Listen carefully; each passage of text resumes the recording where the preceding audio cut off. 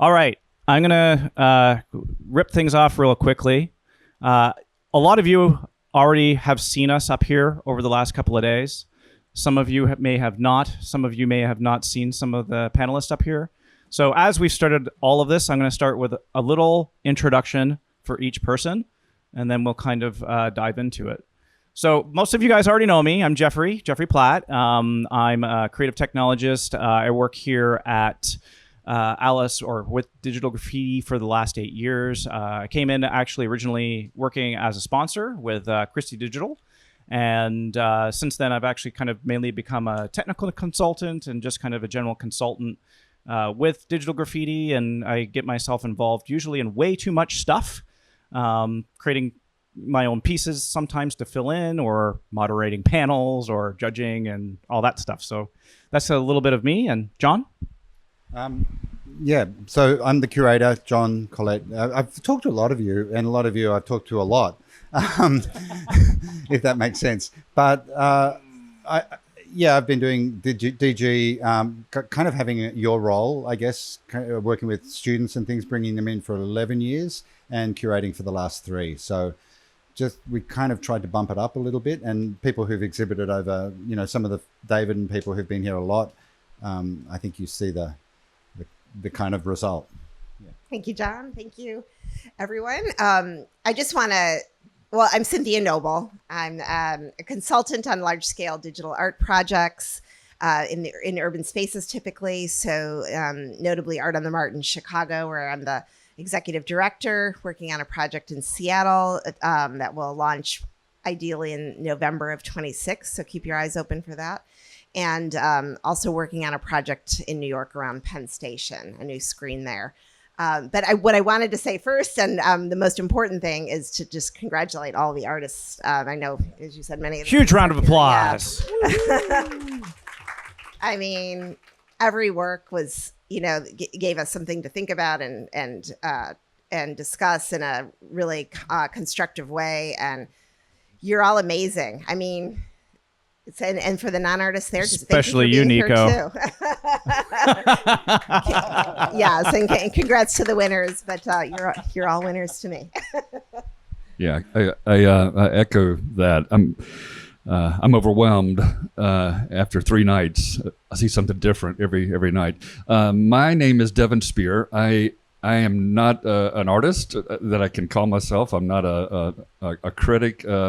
I'm not a professional, but I am an observer. I'm a studier of the world around me, and my background has been in tech and marketing and real estate, and so I've had an incredible experience here, just seeing how technology, digital, the digital medium blends with architecture in a way I've never witnessed or experienced. So it's been fantastic. Thanks for inviting me. I'm Marieanne Khoury-Vogt. I'm the town architect in Alys Beach. I'm one of 2. My partner and husband is the other one, and he tends to be more invisible than me. But I've been working on Alys since the very beginning, since 2003, and I think I've attended every DG but one. And I've forgotten how many years I've been a judge. For me, it's such a privilege because I don't have a lot of the technical knowledge that many people who sit on this panel do. And I'm always very appreciative of their willingness to share a lot of that information to make us understand a little bit more about the creative process behind these pieces.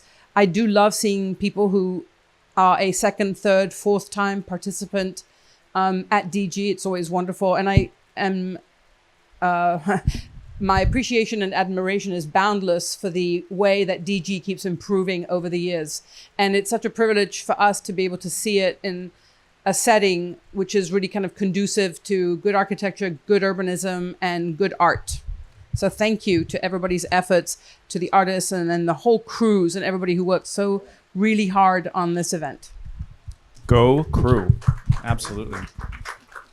Hi, I'm Jennifer Steele. I'm the CEO of the Cultural Arts Alliance of Walton County. We're the local arts agency here. We're a private nonprofit, but we work hand in hand with our government and with local foundations and corporations like Alys Beach to present cultural programming. And Digital Graffiti is actually part of an initiative that we started about 10 years ago called Art Month. And if you haven't taken one of our programs that has a full calendar of events for the month of May. And my organization, we have a mission to advance the arts, and we do that in many ways, including event production. So a lot of my team is actually partnering here with the Alys Beach team to do volunteer coordination and volunteer recruitment and just support for all of the hard work that they do. This is my favorite thing I do every year. This is my third time being a judge, and I just feel so honored to get to sit here with all of these brilliant people and look at your brilliant work. And I don't feel qualified to judge it, but I just really, really appreciate it. And I love being here. So thank you. My name is Kelli Siler, and I am fortunate enough to be tied into the festival as a co-founder. So 17 years ago, 18 years ago, whatever it is now, I was part of the team who executed, was not my idea. I wish that it was. I cannot take credit for that, but definitely a labor of love over the years. I was here through 2017 producing the festival. When I moved on and out of the event world, my life is a little more sane now, which is very nice. And I have not been back to the festival since 2017. So I am blown away by how it has continued to grow and expand, and the artwork that continues, and John and Geoffrey's involvement. We crossed paths before I left, but I'm just honored to continue to work with you all. And of course, Marieanne and Jennifer and I have been longtime pals in the space here locally. But I'm just so happy to be here. And Marieanne touched on it, but coming from the event side for a number of years, just kudos to the teams that you guys don't see that make all of this happen, including John and Geoffrey, the events team, the F&B team. I mean, there are so many layers to this that make it run. So coming from that world, I just want to give them a special shout out. And thank you for having me. Thank you, Kelli. So we're going to throw this first question, of course, at John. John, we have so many different pieces that get basically submitted during the call for entries. Can you walk us through a little bit of the process on the selection process from those call to entries, on how those pieces actually get selected to be part of the event? So I guess our selection process is beginning of March, and we'll sit down, like a boardroom with a lot of people who work on the festival, with the events team, with curatorial team, technical people. I think Geoffrey, Caleb, and I call us a little tripod now because we're just sort of running around doing this multifaceted aspect of making sure things run. Am I the front leg, the back rear leg, or the back? You're the sturdy leg, Geoffrey. But it's really that team is sitting down, all the different people. So I tend to think of this event as very stakeholder driven. And I think for any of us that have worked in large public facing events, you realize it's not just artists. I'm sorry, but it's not. It's about how the interface of public, artists, and in this case, the entire event, because you're building an ecosystem, and it's more like, when all of you know from walking through, it's more than the sum of its parts. Everything has to come together. So we're trying to balance those things with selection. So the first process is go to somewhere between 200 and 300 entries and talk about things, respond to them. Marilou's piece this year got amazing reception, and so many people were just, oh, I love this. And it was like, it was an immediate starter because,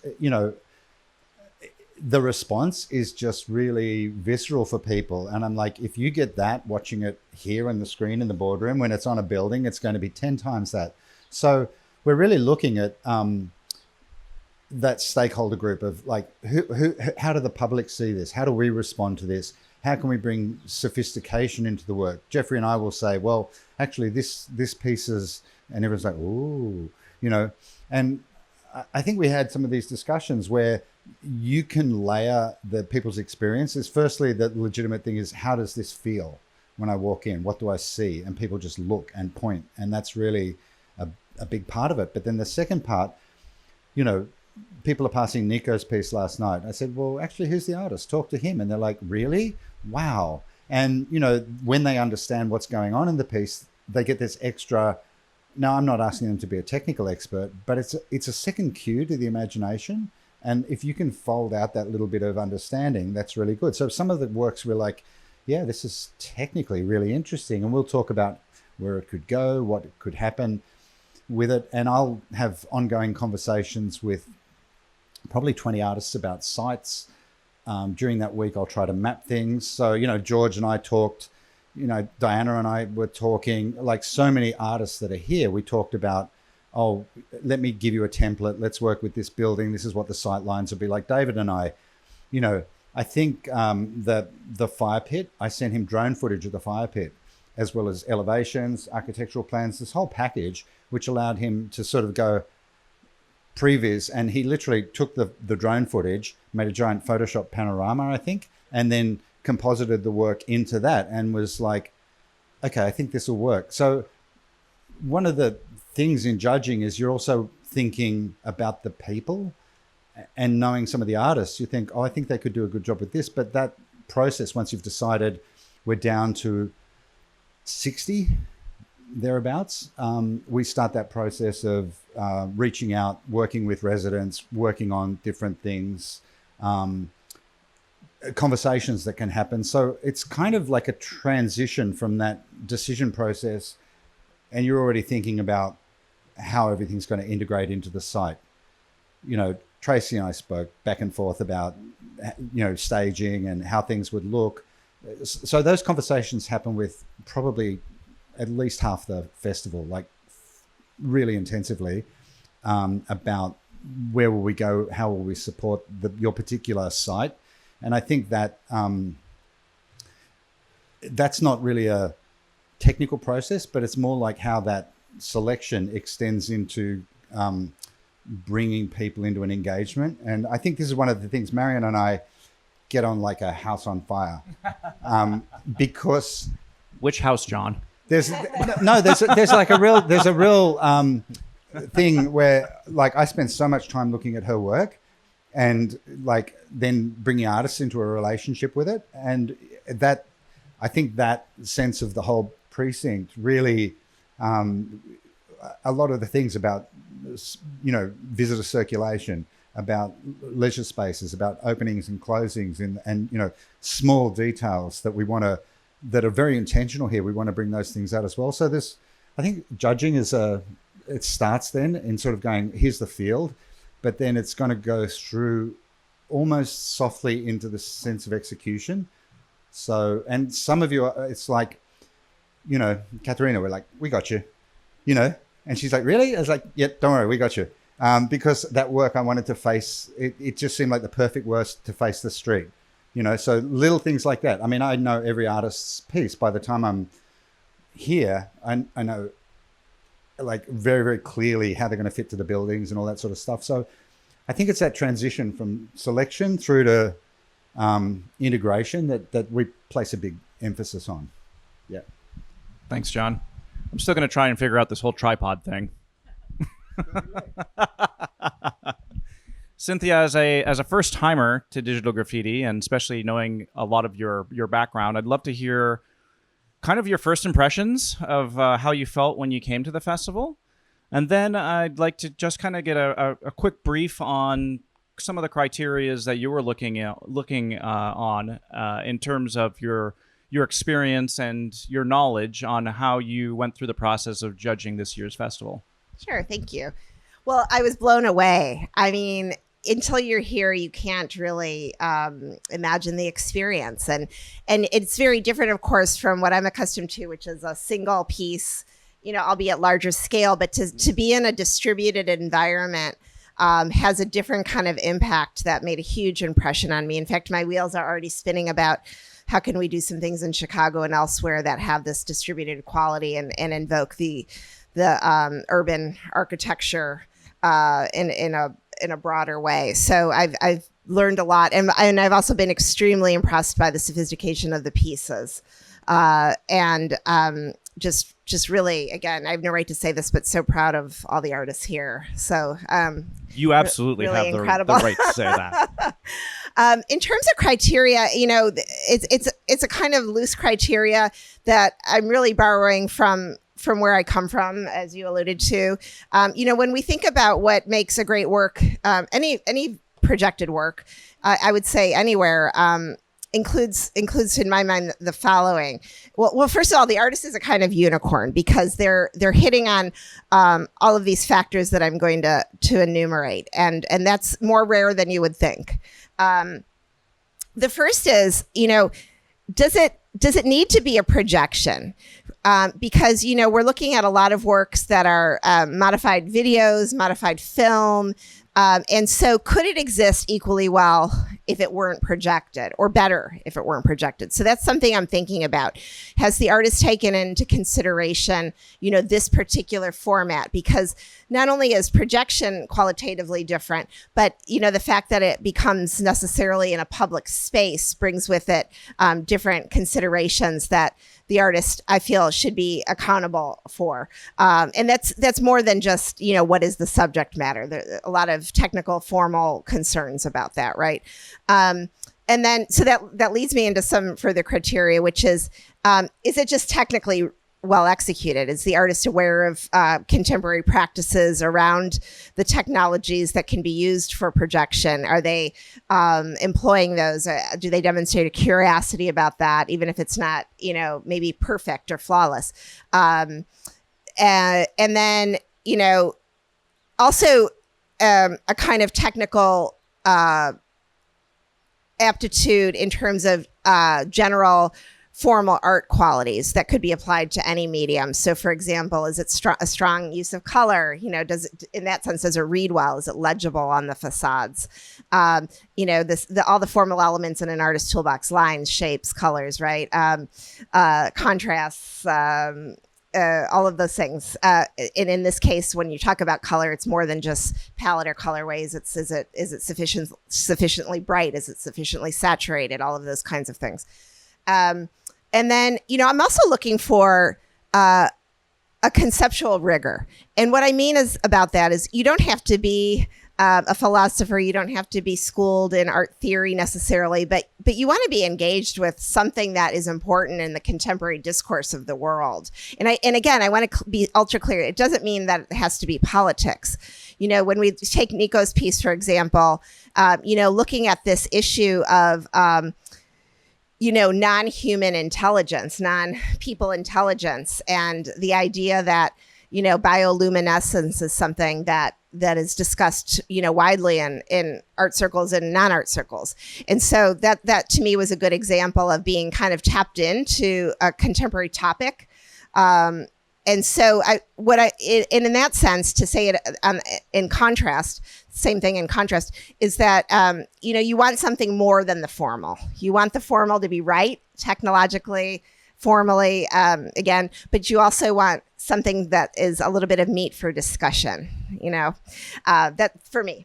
And so I feel like many of you hit those notes, and that's why you made it through, the selection process in the first place. And we had amazing discussion around all of those points for many of you sitting here. And so it came down to really some subtleties, but that's how I would summarize my criteria. Thank you. That's a great way to put it. I keep coming back to Nico. I'm actually going to mix this up a little bit. Marieanne, next one's for you. So you and I have actually been on judging panel for many, many years, and you've seen a lot of different pieces throughout, and you've seen a lot of evolution inside of digital graffiti. What are some of the biggest changes that you've seen in regards to the pieces, and how has it altered your way of looking at things in your lens now that you've actually been involved in this festival for so many years? So it's a loaded question, but having just listened to John and then to Cynthia, who have so eloquently, talked about with their experience and their capacity, they're able to judge in a way that I just cannot at all. And I don't have that knowledge, and I'm so grateful. So when we're talking about the different pieces, that we can lean on that additional knowledge. For me, when I look at the work, it's so visceral. I will take the time to read on the app, and then listening to John and to the discussion. I want to take the time and understand what everybody has done, and then I may have questions about process. But to me, it's like walking through a museum and the work, how you relate to it, and the fact that it is ephemeral, that it is fleeting, that it's just going to be there for kind of a few days, is just mind-blowing to me. That the amount of labor and work. I mean, Jonah was telling me that the piece that he had a camera set up in a home that was taking a photo a minute for a year and a half. I mean, that's just something that's, that the level of discipline and commitment. I think what has honestly really improved over the years are two things. And one of them has to do with Alys Beach and the other one has to do with digital graffiti. It's the curating, for me, is the number one improvement that I've seen, probably also with the projection and the sophistication of the projections, because I think that the art as it is visible today is so much more vibrant and so much stronger. And then on a purely selfish reason, because I'm a Walton County resident, I'm so grateful to whether it's to the Alys Foundation, whether it's to the Cultural Alliance, that festivals like this are put together. And I'm endlessly fascinated that the work is projected on a sculptural architecture and not on a flat screen, and that people seem to embrace it. But I also know that John does such a good job reaching out to artists and making sure that they are going to be okay with how their work is going to be displayed. I think that is just truly remarkable. And so I continue to be thrilled that I'm just a tiny part of this process and that I get to enjoy it on a purely, gut reaction that's emotional. Kelli.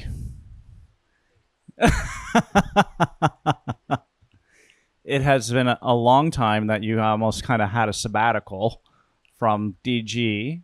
What have been your impressions in coming back, knowing from what it was to what it is now, and actually also coming back in a different capacity as a judge? I have to just reference, like, when we started, the festival was super organic, grassroots. We were borrowing and stealing for projectors and laptops and, please give us this. And then it was trying to understand and educate potential attendees, like, what is Alys Beach, right? You have to understand that the exterior white walls, all of the things of town, you have to understand projection. 18 years ago, it was not maybe as normalized or as known as it is now. So there were several hurdles to overcome in exactly. And yes, so the town itself was a sliver of what it is now. So when we started, it was very compact. The first year it rained, it was traumatic. I was like, this is the dumbest idea ever. What are we doing? Everybody hates us, but here we are this many years later. So to come back now, so I worked for Alys Beach for 12 years. I left in 2017. So that was the last year I produced the festival. I've been back to the area numerous times, but I have not been back to digital graffiti. I really needed a break. I didn't want anything to do with it. I followed along and was interested, but I was like, I gotta get away from that. With all my love, I say that. It's a lot of work. I don't know. It's not sounding very 11 up here. No, I'm about to turn it. So being able to come back as a judge and also just as a spectator has been amazing. The town has grown, the projections have grown, the curation, everything about it is miles beyond. And we had to kind of crawl before we could run. But I think that it's amazing. I'm thrilled to be here. I'm thrilled to experience it as a spectator, because producing it, by the time the festival started, I was done. Whatever happens, great. Planning next year. The sky could fall down, the projectors can melt. Doesn't matter. And they have. There's been a lot of things that are etched in my memory. But so coming back and just being able to enjoy it without the work that's involved with it has been such a treat. And then to see that the work in every area, the real estate that we can project on, the food and beverage components, the artwork, everything is so elevated. So I'm just, it feels like a first timer, which I guess it really is, because I've never seen it in that way. Can you tell me a little bit then as well about how that's influenced your judging and the process that you've gone through when you were taking a walk through the site and looking at these different pieces? So as Marieanne mentioned, and maybe even Jennifer, I don't have the technical knowledge. I have enough. I acted as a semi-curator, a semi-technical person in the first very early years. So I did what you were almost literally everything. yeah, there are a couple of us, like the IT guy, and like we had really no business doing that, but we were doing it, and here we are. So, I know a little bit about a lot, but I don't know the technical side. I don't know the art history side. I just know what I like and what I've learned over the years of how the piece plays with the architecture, how the people react to that. And so that has definitely influenced how I looked at these pieces. So it's just a little bit about a lot, but no particular knowledge about anything. So I'm going to put this one to Jennifer. And Jennifer, you've also been a judge now for a number of years, and you've also been very heavily involved in the arts communities in and around the area. Can you give us a little bit of an insight on your take as well on how the festival has evolved for you and kind of how you've been seeing DG through the lens of your eyes? Yeah, I've also, like Marieanne, probably attended almost all. Maybe I've missed two. And I think just seeing it evolve, the level of sophistication on the side of the staff and Alys Beach, and as it's grown, and the opportunities that have allowed the festival to grow, and also the sophistication of the work. I obviously credit John for his curation. It's so well done, but also the work by the artists and artists who have been here multiple years, and seeing their work change and grow and evolve is really exciting. I have a theater background, so Whoop, whoop. Yep. Yeah, I actually co-founded a nonprofit theater here that is still in existence. But I love the drama. So when I walk up to a piece, if it makes me feel excited or moved, then that's my first impression. That's where I'm going with that. So learning about the meaning behind it is also very important. And then when I sit in the judges' deliberation room and hear the geniuses talk about the technical aspects of it, then I feel either validated in my emotional reaction, but also I learn so much. And so every year I just feel like I get a little bit smarter and more excited for hopefully being asked back the next year, so that I have that knowledge and can be more part of the conversation. Did I answer the question? Yeah, of course, if you'd like to. No, I said, did I? And I don't. Oh, even know you if absolutely did. I thought that Cynthia was asking you. Geoffrey, not to step on you, but I want to just talk about something Kelli said, which is for those of us, and I understand what she was saying about how hard they all work, but for me, from day one, digital graffiti was such an amazing idea. I thought even the first year it was flawlessly executed, and I knew how hard everybody worked, and so it has evolved, but since day one, it's been fantastic. Can I add one more thing? Just on that point, because I'm just going to leave. Okay. I'm an event. You guys are good. I'll be short. I'm an event producer, No, it's totally fine. and so I'm always thinking about logistics of the festivals I attend. But I also was thinking about your logistics and how, like, what goes into the logistics of your creation, and I just think it's so fascinating. So. And as of November 6th, we'll have daily direct flights from New York. Woohoo!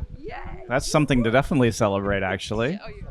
Deven, you keep saying that you don't have any rights being here, and it's your first time, you're not sure what you're doing, but you keep on telling us you've been a serial entrepreneur, you've been very heavily involved in the tech world.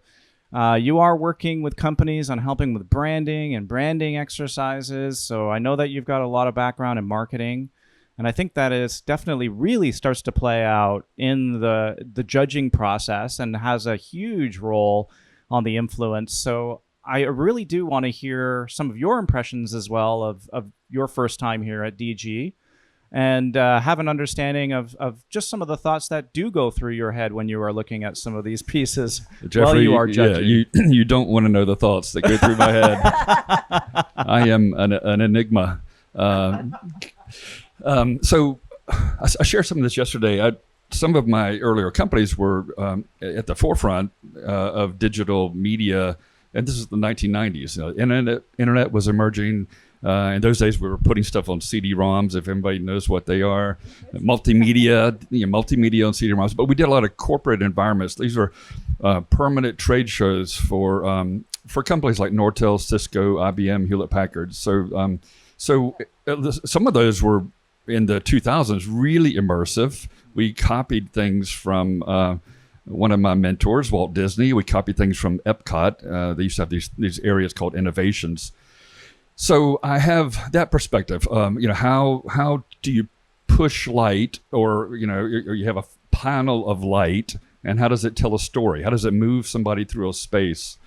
And then also, in the other half of my life has been real estate. So I've literally been and involved in hundreds of real estate communities, residential communities, and so being here reminds me of the fact that there's no other place to do this than Alys Beach. That there is no, at least at the residential planned community level, there's no place that I've ever seen that has these, call them permanent, opaque projection panels that you recognize as houses, homes. But just to be so simplistic about it, it's the fact that everything is white. It makes it a natural landscape to push light on. And then you think about, how that's been done. I think about how that's been done in the corporate world and corporate marketing. And I'm overwhelmed with creativity, because at the end of the day, I don't have any of the artistic skills, history, comprehension, but I focus on how I feel. How does it make me feel? And I'm humbled sitting by Marieanne. I've had a respect for architecture since I was a kid. I was a home builder in my earliest career. So I think about things very symmetrically. Maybe that's a flaw, but I like to see balance and symmetry. And then I have a personal perspective that's... I'll mark it down as one against you. Yes. Well, it's just, I'm good or bad. I'm a hard it's critic. just the way I see the world. But I also have this, I think is very unique, spiritual point of view. And if I can be so bold, to share that, well, I think the Matrix trilogy, it's not a series of movies. That is a documentary. We are living in a matrix. This is all, and ignore this if you don't believe it. But this is all just one elaborate simulation for human consciousness. So walking around last night and the night before, I'm like, whoa, like this is, I'm breaking through the matrix by seeing all this creativity in the real world. It's not like I'm in a museum. It's not like I'm at Burning Man. Like I'm just in a neighborhood experiencing stuff that comes from creators, other little elements of consciousness, pushing this light onto a surface that I'm absorbing and reacting to. So yeah, the real estate perspective, incredibly unique. The technical perspective, I can't believe how you guys pulled this off. But then there's layers above that, which is, this is affecting people, maybe at a soul level, and they might not realize it until they process it. So ultimately, it's a beautiful experience. Yes. we were able to walk around together, so I love the way your brain works, your heart works. It's lovely. I just wanted to say that on both points. I want to lead with the idea of the matrix, and then follow up with the boring I shouldn't say boring, but the less dynamic idea of commercial real estate. And I don't mean architecture. I mean, yeah. It's been very funny to me personally that the work I do is called projection, because of course it has the psychological definition too, that we're, not necessarily always in a positive sense, that you might be in a therapy situation where you talk about projecting onto another person your feelings, and it's not really what's going on, but you've chosen to express it that way. And so I've been thinking about this as a projection, as a metaphor in my work life. And I think one thing that has been really useful is that it's allowed me to see what you all create as artists that we're putting onto facades as new paths forward for for culture, for society. They're really proposals. They're really propositions. I first started to think about this when in Chicago, we showed the work of the artist Nick Cave, whose work was really amazing and also dealt with racism in a pretty direct way. And so I started to think about, and soon after that, I gave an interview to a media outlet that was more architecture focused. And I started to think about more in greater depth this interaction between what we were doing with the architecture itself. And first of all, grew in a much deeper respect around the field around the field of architecture. But how, sometimes buildings can have a patina, or they can, things can, but this is kind of the opposite of that. What we're doing, we're creating a layer of new. And so it takes what's already an art form, what Marieanne's been creating, and creates new layers of meaning that help to all of us to move forward into the new worlds we want to live in. So I'm really humbled by that idea that you're all offering that to us, and that, Marieanne, you've created the foundation for us to do that. And on that note, I should have said this earlier, but we're all standing, us new people. We're standing on your shoulders for what you created, and I'm very humbled actually to be invited into this process. It's been with all of you and with all of you here. It's the foundations in a lot of senses, and then the real estate part. I also come out of the real estate sector. Because I mentioned yesterday, I actually consult for Vornado Realty Trust, the huge behemoth REIT in New York, which actually owns 81 buildings in New York. It's kind of crazy. And Chicago, theMart is their only Chicago property. There's also a property in the Bay Area that's an asset of theirs. But what I want to say is that, the project, it was a self-interest project originally for for Vornado. It was a way to make their building look good, frankly. I'll just say it. You could have guessed that, but I'll just say it. And, they thought about it. How can this drive leasing in a tight, market with a lot of headwinds against the commercial real estate market due to remote work and so forth. But what I want to say to all of you as artists is that don't underestimate ever your value in not only in the way I was just talking about moments ago in a broader spiritual sense, which is to me the most important, but also in the commercial sense, because the business world needs you. And I'm really interested in thinking about partnerships between, and I mean funding partnerships between the arts and business in a very reciprocal way. And, we're all subject to the government funding cuts that, we read about in the news every day, but don't be discouraged, because I think there are new forms of funding models that we need to be thinking about together, but coming to it, knowing your value, and coming to it, demanding a reciprocal relationship. And so what I mean by that is, I think it's wonderful when a company puts their name on a museum gallery wall as a acknowledgement of sponsorship of an exhibition, but partnerships can be deeper, they can be longer term, they can be more equitable, all of those things. That's what's really been on my mind lately. In fact, I'm writing a piece that I'm hoping to get it published somewhere. And also, I want to layer one more thing onto that. With these new funding models, we as an arts and culture community, together with real estate, together with the architecture and design community, really have the opportunity to transform cities which need it desperately. And this festival is, because of the way it's evolved and what you've created over the years, is so, I want you all to hear, this is my most important thing I want to say, is so well positioned to be a leader in these conversations, not only in Alys Beach, not only along 30A or in Walton County, but this is, and I mean this sincerely, this is a leading, digital art project in the world.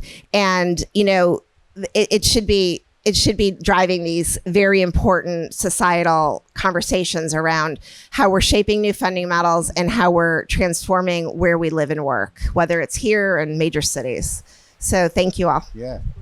I just kind of briefly add to that, because I think it's all the points you raise are really important. And also for the artists, I think it's important to understand the nexus of your work and the space and all the different things. We didn't get to this point in DG by accident. And as Kelly's given testament to, it's an iterative process. You know, so many people who are here permanently have seen this festival sort of circle out, like DG+E, where we can talk about what we're doing instead of just do it or go to a party. That's a new thing. And we're constantly thinking about how do we make that more of a conversation so we can network in a different way. But the big thing, and I know for people who are in curatorial work, in high profile positions, Dorothy, Cynthia, you know, these are people working at the very peak of these kind of experiences. We all respond to a network of stakeholders, and everything we do is about how do we become an advocate for you in this network, and how do we give value to the stakeholders. So I'm constantly thinking, I'm, you know, a funny part of my background, I've got like a quirky background because I've, you know, been in like media theory since I was a child almost. But also, you know, teaching, I ran a studio for a long time, and I interacted with, you know, very senior executives in investment banks and financial services companies and stuff in Australia. I was very comfortable with how to help them connect with stakeholders. So I see this as really instrumental, and it's a big thing that people, none of our work exists in a vacuum, and having your work become public, you have to address the needs of the publics and the people who modulate that access to the public. I hope that's a good way of saying it. Yeah. And so one of the things with DG is part of my job curating is not just to place work or not just to produce an environment, but also to keep giving, responding to interest from Alys Beach about, could we do this? And say, yeah, let's get the local schools involved, or how you extend this opportunity to other people and then showing the value. So I'll just say the party last night at the end, I looked at it and I'm like, this is like a boiler room set. There are people on the stage like going nuts. But I'm going to shout out to Cypress College, because Kati and I had a discussion with her students, and she said, well, how can we be involved? What can I said, let's do the VJing for the party. And part of the work is to say to Alys, hey, I want you to put money into a big LED screen, which is going to go behind like the party. We can make it more of a thing. But we also got students from Cypress College, briefed them the day before yesterday in the morning. This is how we're going to set this up. Here are some of the ways we can introduce assets into the workflow. Here's how you program the MIDI controller to switch. Now you design the show. And for them, it's like, okay. But this is the great thing, because everyone's super capable. So they just got started, 3 of them sat down, made a, can we get a pen and paper? Made lists.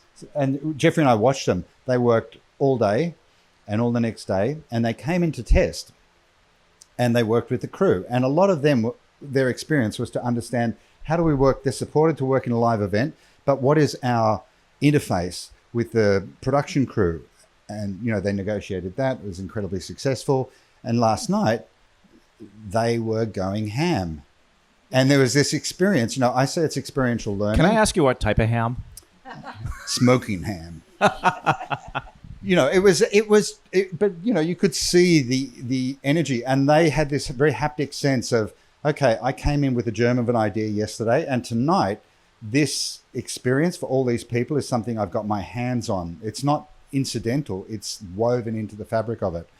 And I think if you're sensitive to those opportunities, part of the work is with Alys to say, let's expand this, let's do this, let's do all these other let's treat this in this way. And it's so that evolution is something that Alys as a stakeholder are kind of interested in.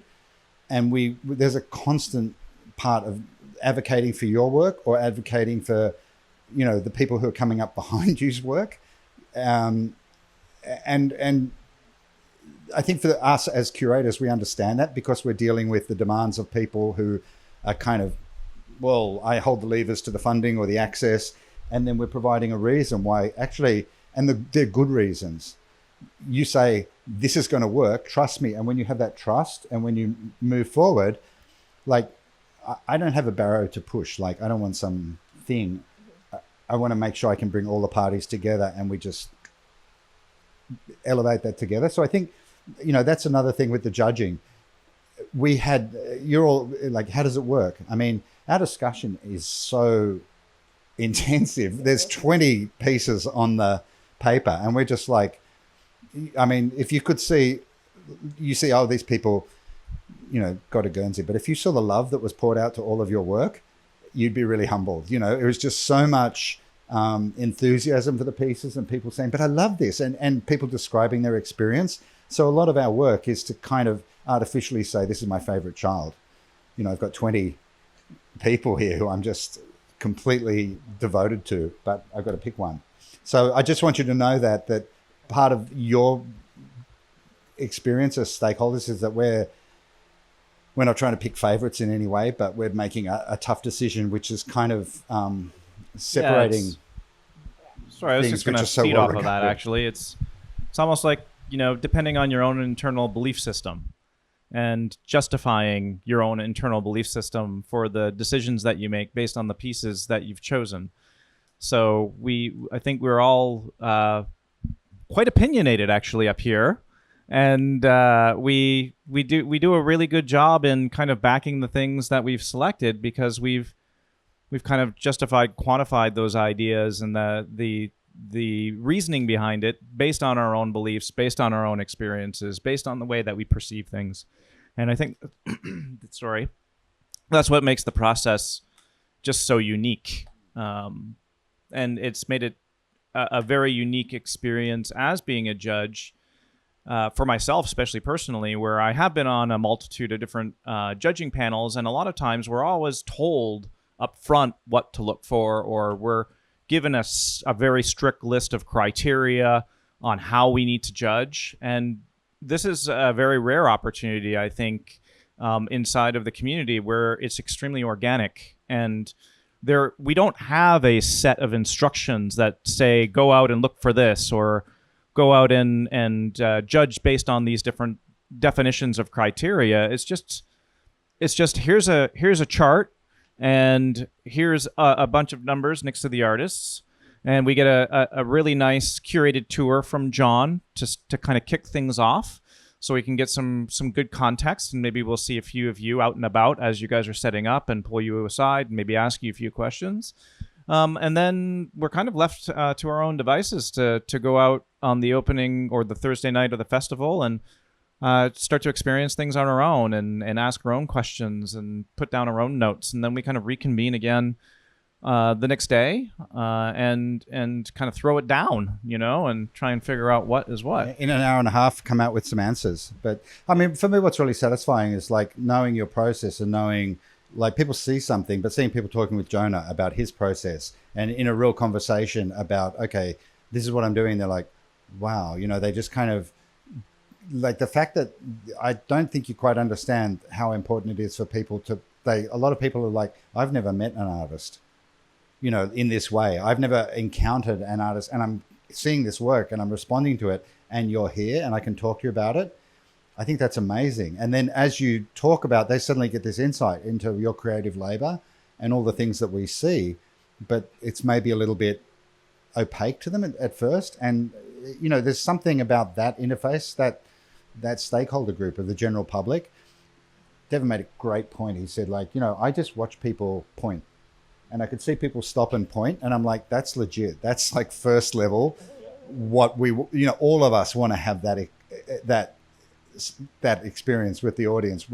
I think we all get that. And then seeing the opportunity to break that membrane and have the second level where, you stop people and say, with Nico's piece, oh, this is actually satellite imagery of this area. And they're like, yeah, I can see that. I can see the road here. Or suddenly they're like wondering. And I think both are a cue to the imagination. The fact that the visceral experience of just standing in front of a work and loving it is one thing. And then being able to talk to you is like opening up into like a really valuable way of just seeing the whole process differently. So your participation is so valuable in this because that's kind of, I think, one of almost the most unique things. And I know people that are in a lot of projection festivals in Europe, which are very spectacular. You come do your thing, put it up, and everyone's got their phone up. It's like a big concert. I see people at concert events and they're all standing there with their phone up. I'm like, why are you here? Like, which one's taking precedence? I didn't see that last night really in the pool because people just seem to be having a good time. And I thought, okay, job done. So I think that thing of touching you and knowing what you think for the audience, I don't think you can underestimate how important that is. I don't know about you guys, but that party last night was off the chain. Adding a live saxophonist, that blew me away. It's actually been really nice to see some different types of actually music kind of come into play, and music it seems to be entering into the festival into a very unique way, and I think that's an interesting evolution, at least that I've noticed over the last few years. So how many of you guys like to play games? By show of hands, games? Oh, come on. Everybody likes to play some games. We're going to play a new game. It's called You Be the Moderator. So actually, I'd like to open it up for you guys to be able to freely ask some questions. With all games, there are some rules. I would love for you to be able to target your question to one of our panelists. And then from there, if there's anybody that wants to lead off of it on the panel, you feel free to kind of lead off of it. But if you guys wouldn't mind, try targeting one of us to answer that question initially, and then we can kind of feed off of that as we go. So, Jonah. That's funny because I just prepared a question for everybody. But no, something that just came to mind right now that I've been thinking about is like, what I think is really interesting is, as artists have an idea and they have a vision and they put it into reality. And as I'm sitting here listening to you guys, every single one of you has had some sort of idea, whether it was a production or something, and you've basically, manifest it into reality. So I guess I'll point to one of you, but the question is, what have you learned about turning a bold creative vision into reality? Whether you're a curator, producer, or visionary yourself. And I guess I'll direct it at maybe Marieanne, like just with this town and your vision for it. Tell us about how maybe you had this idea and it started out just this idea, but you manifest it into reality over a long period of time. It's a great question. And I'm saying, like, I'm just one part of many people who help execute this vision. But it is, when I think about Alys Beach and I think about having worked on this project for the past 22 years, it's not the trajectory that I thought our career was going to take. Like when Eric and I accepted the job to come here to be town architects, nothing existed here. We'd had a very wonderful master planner who had laid out a very clear initial vision. And obviously over the years, it's evolved a lot. So on one hand, I think about, Alys Beach is a beautiful place, but it's not as if we haven't all had to make a lot of compromises and adjustments along the way. It's not as if we set out with one thing and we've been undeterred for the past 23 years, kind of forging forward. There's been things that have happened along the way that threw us a curveball, and we all had to adapt and adjust. But I would say, the one really saving grace is that the founder's vision, he entrusted a whole team of people here on the ground to execute this, and they've been unwavering. And so to have that support behind you is immeasurable, and there's nothing that can compensate for that. What's been fascinating to me is when it's like part of a judge is, I didn't know that digital graffiti is actually something where glitches can be something to be celebrated. I mean, I thought that's really interesting because in my world, that's not a good thing. And so I think it's wonderful that there is, I just have learned just a lot about the process. And so I just feel just really fortunate to be able to be a small part of this. But I think it's really it's fleeting. John said something a couple of days ago when he was like, it's so nice of everybody to be sharing with us, with the owners, with the guests, with the town, with the broader Walton County community and Bay County communities. Because for those of us who live here full time, it's so, so important that these things continue to happen. And so Yeah, but I think having the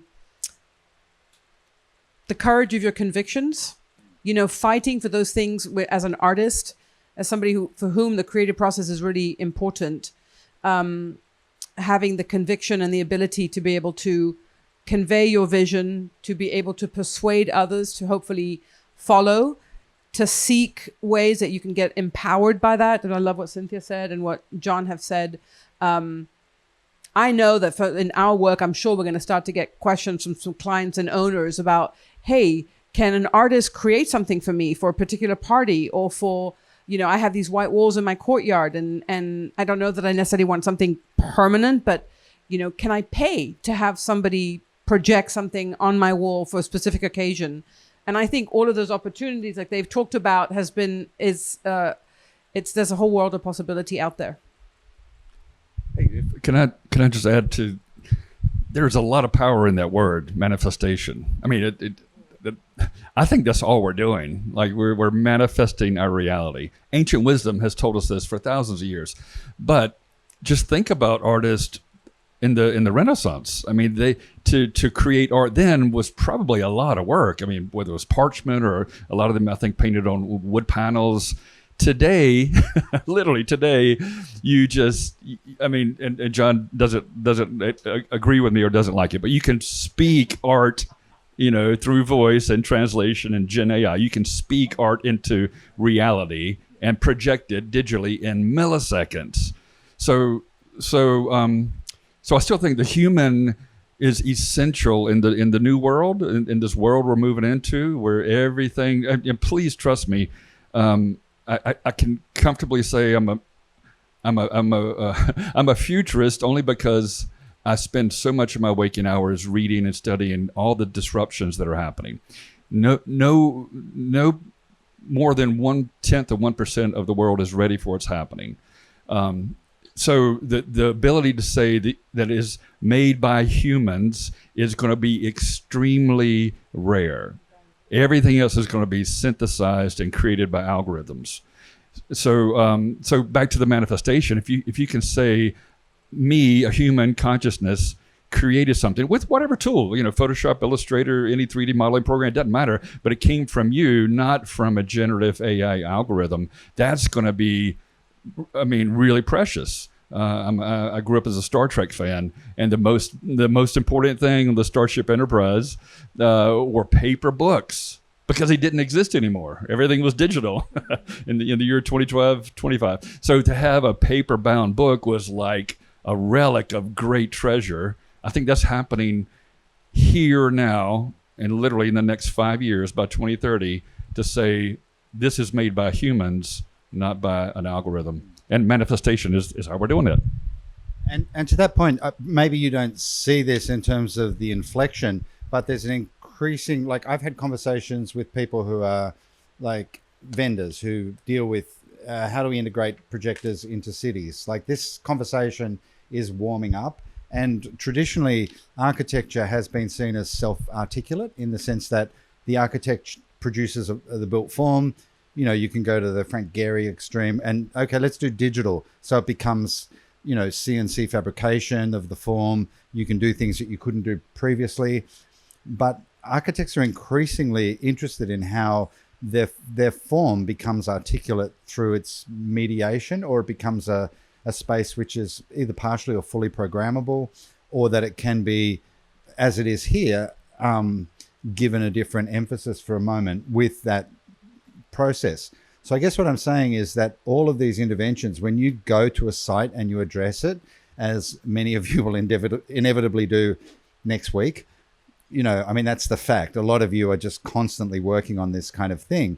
That intervention is so, as Deven says, it's so intimately human, and it's so particular to the location that the value and the increasing interest in that value is much more rare than, we're all on Instagram. We all see a million people saying, look, I made this. No longer do you have to do a 3D animation. I made this with AI. And I get that will produce that work. But the particular event that you produce is so intimately, humanly connected, that I see if you understand this as a domain for value for your future career, you know, the way you do that, if you can understand that and understand how stakeholders are perhaps hungry or interested, and you can start those conversations, what we do here and how we think about it is a sort of laboratory to take that out to other places.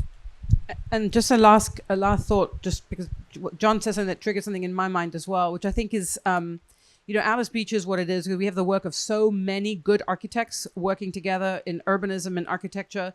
But then there is that other layer of synthesis as kind of town architect that, thank you so much.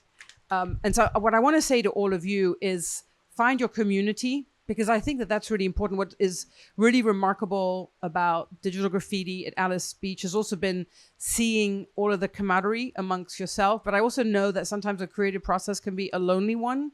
And in a world today when we are really under assault, artists especially, I think it's so critical that you are able to feed your passion with people who are, not necessarily only like-minded, but that you can find a community of people that are going to support you when you need it, that are going to be there for you, because it's difficult. It takes a tribe. You got to be part of your tribe. Yeah, and a funny way, this is like a little bit of a model for that. You know, whether you feel that or not, I think a lot of you do feel it, but it is actually something really we constantly think about, how to have those conversations for people and to build trust and community and opportunity for the people. Like, if you're like, I'm really interested in this, it's like, great, what can we do next? You know, and that's why so many people come year after year, because it is a really important thing about being open and you know, having conversations, and all of that opportunity is exactly what Marieanne says. Find your community, and the more we can be that conduit for people, the better. I'm going to add to that. I mean, we kind of got off the rails a little bit, but one thing I did want to kind of just add to that is, if I had any advice in my upbringing and kind of what I'm struggling to deal with now, especially with my daughter, is be confident in yourself. Confidence is a really hard thing to build up. For a lot of people to genuinely be confident and be proud of the work that you do, and be proud of the failures that you make as well along the way. That's part of the educational process. And as Marieanne has said, and John, and you know, some others, it is a rough time in the world right now. There's a lot of transition that's happening. There's a lot of uncertainty that's happening. Technology is advancing at the rate of light.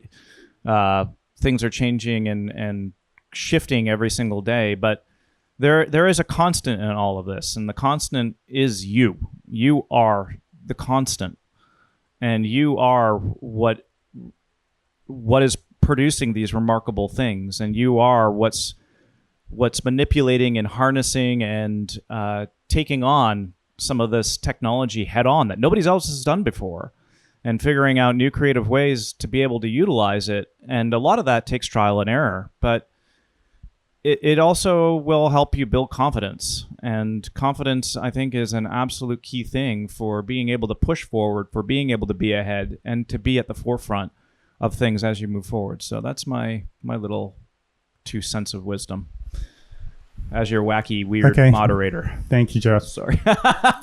So, Jeff, you can shut up now.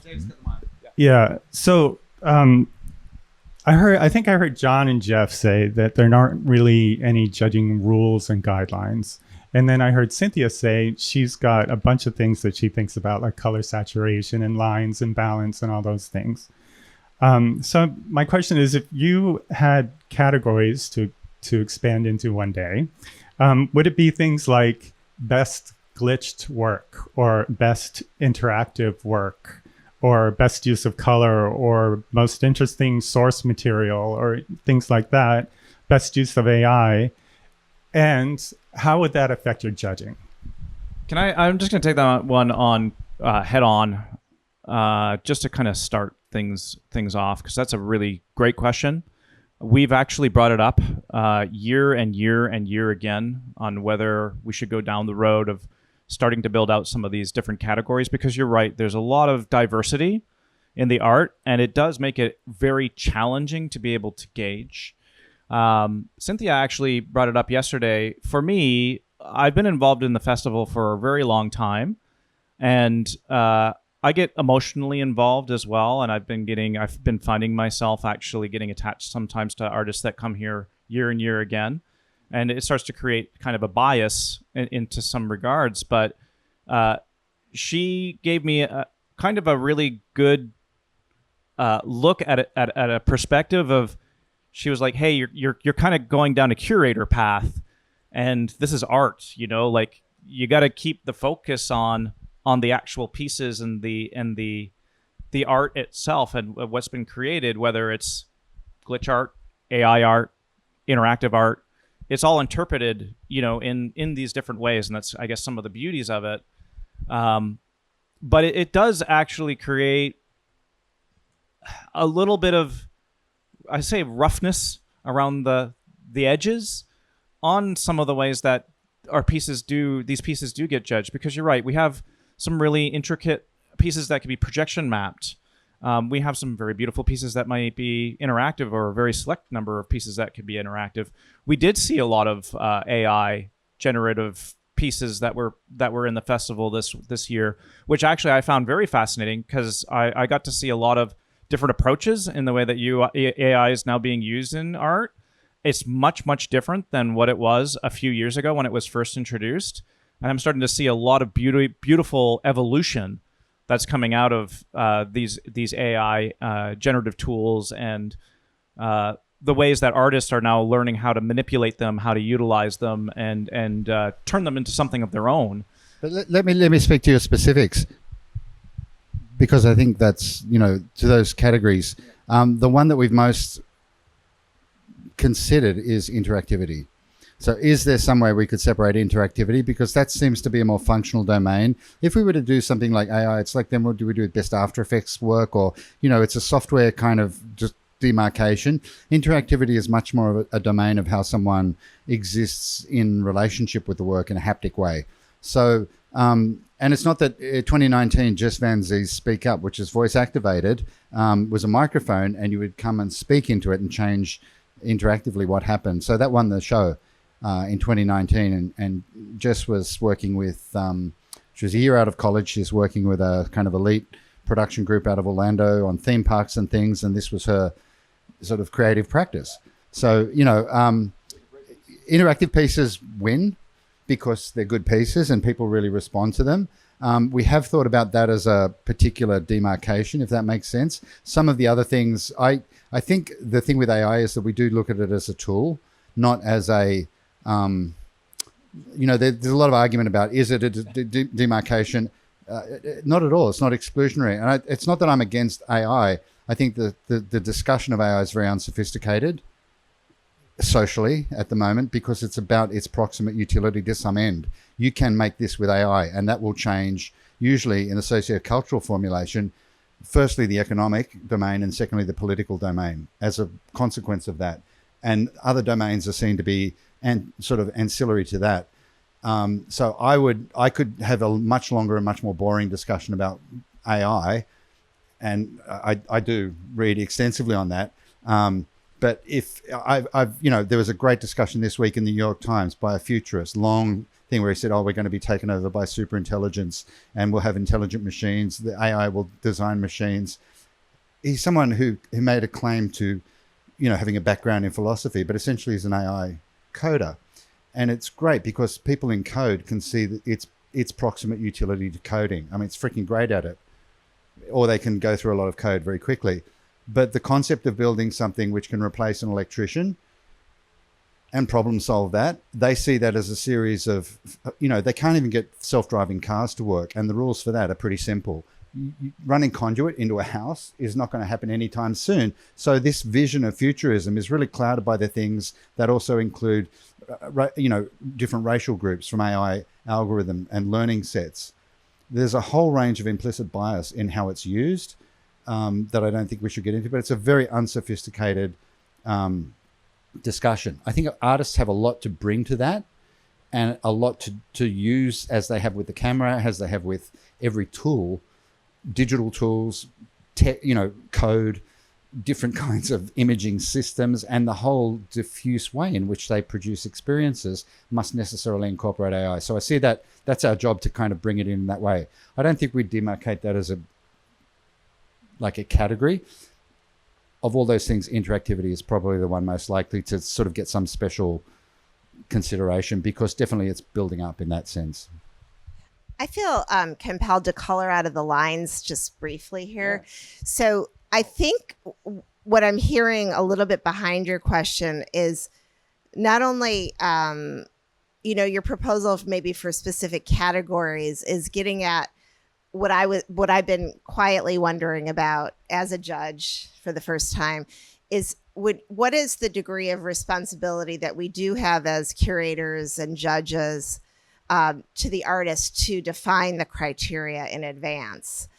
And I'm reflecting on that because it's a process we went through at Art on theMart where I was very dedicated initially to how you're working here. So I very much appreciate the organic. And I felt like when I was discussing criteria, it almost sounded too clinical compared to some of the visceral emotional responses and the ways of evaluating that my colleagues have utilized. So I very much appreciate the subjective responses to the work. I think that it's part of what art is. We want to have subjective, qualitative, emotional, sensory responses. At the same time as Art on theMart has progressed and become and gained brand awareness, it no longer became a choice for me to not define the criteria because artists and the community, other stakeholders. So I wanted to bring this back to your great comments about stakeholders. Frankly, they demanded that we do that. So it wasn't enough to have qualified leadership and an esteemed curatorial advisory board, which we do have, and to just say trust us, because we understand, it's artists' lives at stake, really, and so I don't minimize, however, the challenge of doing that and the costs that come with doing that, but I invite you to consider it because. And I think let me go back to the challenge. It's very difficult to language some of the things I talked about. In fact, after I listed my little criteria, I was a little distracted for a minute because I was thinking, I could have said it better in this way, or I could have clarified this better.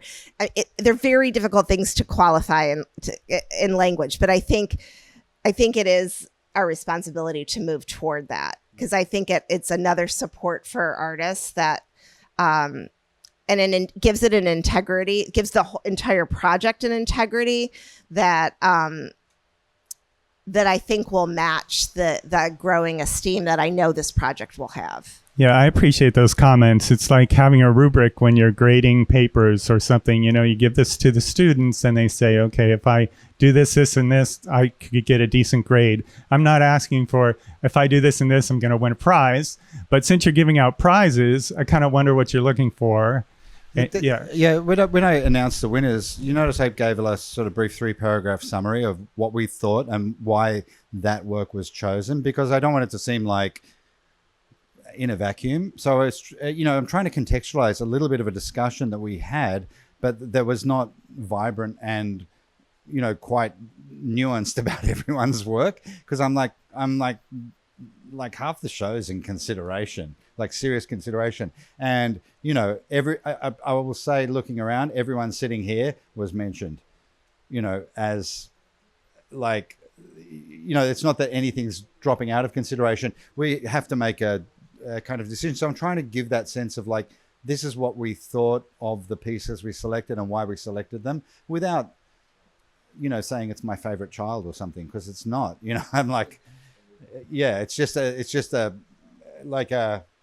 an aggregate response to things based on, and this is why we chose them for these reasons. I hope that makes sense. With that being said, too, to be honest, there has been some discussions about mixing things up again on the awards process and the way that awards are selected.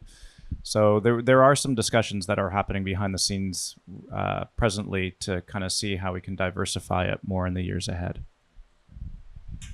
I mean, I get it. Like, I think it's really, it's like anything. There's pros and cons to doing it, and there's pros and cons to not doing it. But I think that it's keeping an eye. I just say this. I hope this isn't beating a dead horse, but it's just keeping an eye on how the overall project is evolving, and I'm witnessing it as a very prominent, important project nationally, if not internationally. And so, if we all believe that's the case, then how do the processes evolve with it? That's what I'm saying. And not my decision to make. That's why I said I'm coloring out of lines, and I have the utmost respect for these two guys here and everyone involved. So totally trust whatever outcome. Yeah. So we're on the eve of all disbanding, and the format of this ending makes me a little sad because so much of this great work will go away. And comment about formats around us are changing, right? And so we used to go to films, and now we're watching Netflix and multiple series. Actors used to love, there was a stigma around working for TV, and now they all work in TV. I wonder, have you guys explored the format that when this festival leaves, is it possible that the light, the residual light, can linger for a little bit? Because it's unique. It's different than a trade show, because the trade show leaves and the next trade show comes in. It's not like that. This is special. This is kind of unique. And I wonder if the first question is the format. Is there a way to allow the light to linger for a little bit in the town? And as so many people come through here and they say, well, what was that? Oh, well, this is an echo of what happened last week or last month. And is that even possible as you work with the town? Because I could see so much great work. So that's the first question, is just format. Because if you were to look at the spike, and so much work goes into it, and then it goes away. And then the residual memory is there, but there's no evidence of it. And maybe that's the magic, but that was a question. The second is a theme. So what resonated earlier in the comment was the artist that works with racism or whatever. And I just was like, have you ever in the history of the festival explored a theme of love or equality for all, or something that wouldn't be a judging criteria as much as it would be a proclamation for the artist to create against a theme? And I just see so many influential people come through this part of the world. And if that light could shine longer, combined with the theme, what would that say to the point of this is a really important format for the world? I'm going to be very quick. I think your idea about it having something that lingers is wonderful, and I'll certainly take it to the Alys Foundation and to the team on the ground, because it has been discussed in the past. It really has, in terms of it's such an important part of Alys Beach's DNA at this point, and so many people actually draw the correlation between Alys Beach and DG. So I think it would be wonderful to have that. I mean, thematically, I'll let others talk about that. I love that idea. I love what Cynthia said as well. And then the free spirit in me says, I never want anybody to be discouraged from applying and letting other people be able to judge whether they need to be here or not. So thematically, I'd love to hear what others have to say. I'm going to talk to the themes. So firstly, we've talked about charrettes, like doing small, like when I come and do the setup, I'll take a battery and a golf cart and a projector, and I'll run around the town and project onto houses and get data and maybe test things. But that could be expanded into sort of little 3 or 4 house charrettes during the year. But that's a question we're sort of still mulling over. And you expand, it's like everyone's capacity to expand is limited by resources, opportunity, and all the different vectors that tie in there. The second one is themes. I've done some work with this last year with Vivid in Sydney, which is a big projection festival there. And they theme it. They come out, it's the state government puts it on. It's kind of a tourist destination thing, so you can sort of guess the stakeholder environment. Every year they give it a theme, and it's humanity or it's dreams. I freaking hate it. To me, it's just asinine, because it Disneyfies that, everyone comes up, this is our interpretation of dreams when they're pitching their work. And so how does a lot of the artists are going, yeah, because you remove work that could be potentially interesting or provocative from the conversation. So I I would not work on this if it had a theme, because I'd just be like, call a staging company or something. I love the fact that artists who have no boundary against them, and that's the first thing of it, like a theme is a boundary, and people start to self-censor, and so that becomes an issue. Secondly, everyone starts judging it in response to the theme. So Austin Shaw's work, which for a very short moment shows the word resist coming together and breaking apart in what does that mean? Does it mean, resist being a Democrat, resist, following the mainstream media? Does it mean resist the current administration? No one knows. It's an empty cipher. But there are people literally who are texting, like students who text Cohen and say, this is propaganda. It's like, really, man? Really? You think based on how this is interpreted, and it's very childish, that response, because, like, frankly, there are much larger instruments of propaganda in the general culture. They're quite visible to us all. They just pretend to be other things. But I think that thing it invites a discussion for the audience, which is also not as healthy, because they're going to be, was this about dreams, or was this? And it starts to channel us into a very kind of binary, it becomes a dialectical thing about, is this dreams or not, or how, so I get what you're saying, but I really would resist that urge. Oh, Dorothy, did you 100%? Okay. Yeah. Well, I agree, think, 200. Sorry, go ahead, Jen. I was going to say, I think Kate's piece should stay up forever. It's so perfect for Al's speech. One conversation I've had with Alexis, I went with her to Cincinnati for the CODA Awards last year, and congratulations, by the way, to Alys Beach and Digital Graffiti for winning Residential Award of the Year. But we were also there during Blink. And because of my role in our community, I was encouraging Alexis to expand digital graffiti beyond the walls of Alys Beach and further into the community, which I think could, I know everybody's probably like, what are you talking about, Jennifer? Shut up. But I think that could further expand the timeline of this event potentially, and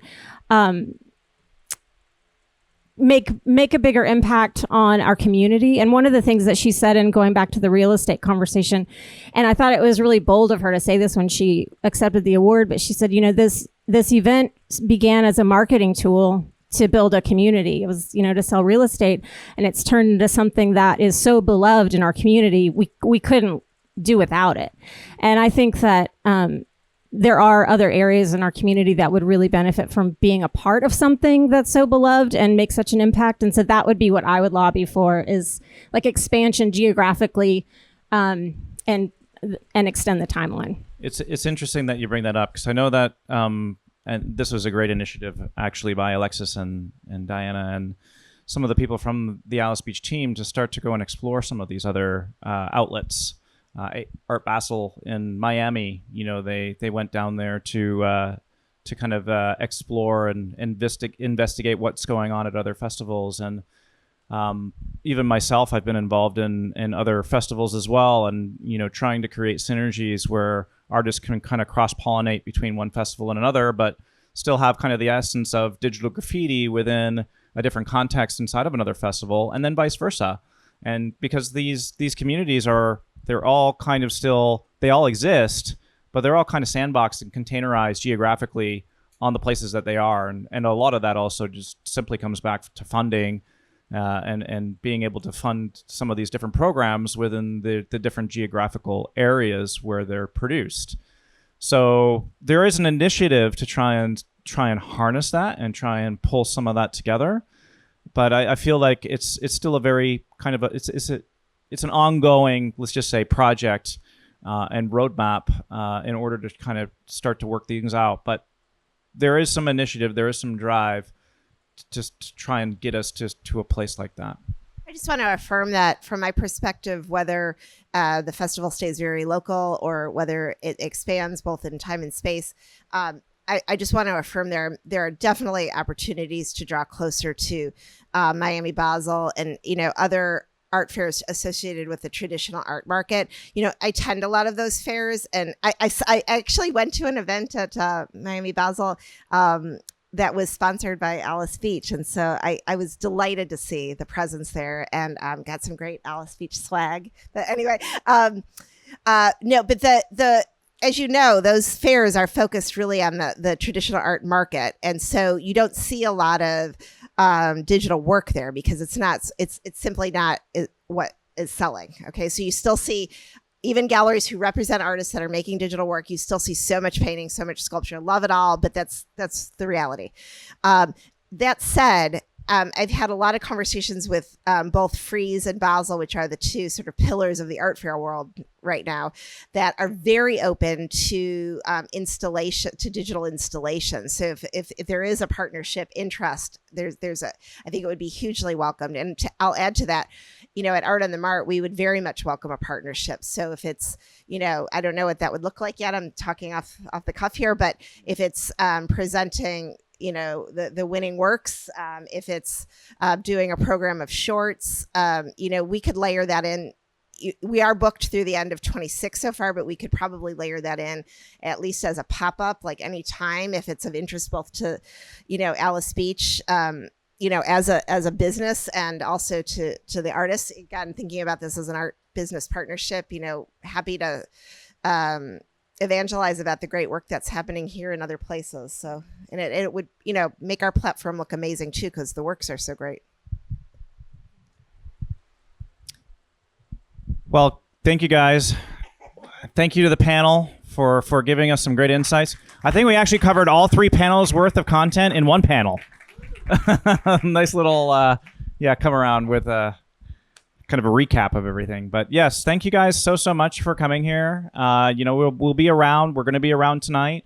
If you have any questions that you'd like to ask any of us, please feel free and come up. We're all pretty open books up here, and we look forward to enjoying the rest of the festival. We hope you guys also enjoy the rest of the festival and the activities. And thank you so much for your support. And as usual, thank you very, very much to Alys Beach for helping support the arts and producing this incredible event.